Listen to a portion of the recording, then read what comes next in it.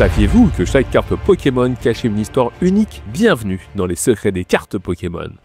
Sur cette chaîne, on adore quand 2 ou 3 cartes sont connectées entre elles. Mais aujourd'hui, on va parler de plus de 20 cartes qui racontent une seule et même histoire. Tout commence avec cette carte japonaise. Bon, je vous la traduis, elle s'appelle Parc Paisible. On y découvre un bassin entouré de bancs, de lampadaires, bref, le petit parc parfait. L'histoire débute tranquillement avec Moumouton, qui profite paisiblement de l'herbe fraîchement tondue. Et sur la carte de Balignon, on le retrouve en arrière-plan. Ici, Balignon a pas trop l'air d'aimer ramper sur des pavés. Et ces mêmes pavés, on les revoit sur la carte d'Anchouat, qui lui flotte tranquillement dans le bassin. En prenant un peu de recul, on aperçoit Mateloutre juste à côté, s'amusant dans l'eau. Puis, le soleil décline et la lumière dorée laisse place aux lampadaires qui s'allument doucement. Sur la carte de Frissonille, il est blotti sur un banc. Et surtout, il est intrigué par les bulles qui flottent dans les airs. Et sur la carte suivante, le mystère est résolu. Ces bulles viennent de Nucléos.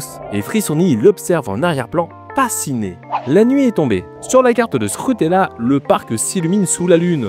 Et un peu plus loin, Nosferalto est posé sur sa branche, prêt à aller se coucher. Et si vous regardez bien sur la carte de Nosferalto, en arrière-plan, on voit Scrutella. Le temps passe et les couleurs changent. L'automne s'installe et les feuilles prennent une teinte rouge dorée.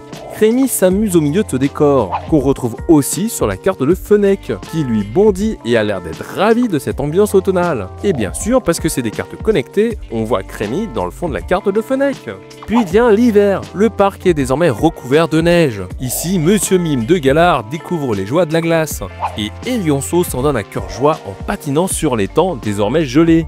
Mais le parc ne dort jamais, même sous la pluie il est animé. Flobio saute dans les flaques d'eau et Déflaisant, lui, le survole en zigzagant entre les gouttes d'eau. Et enfin, après la pluie, le retour du beau temps. Les feuilles refleurissent à nouveau. Et sur la carte de Rubombelle, le parc est à nouveau plein de couleurs. C'est le moment parfait pour Emolga. Il attendait que ça pour courir et aller rejoindre Rubombelle en sautillant sur des fleurs.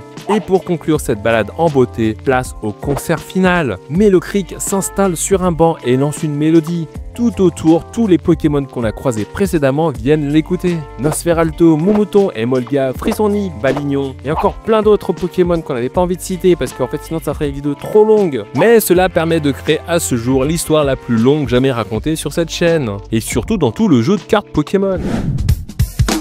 Merci d'avoir regardé cet épisode, n'oubliez pas de liker et rendez-vous dans le prochain épisode pour parler encore plus des secrets sur les cartes Pokémon.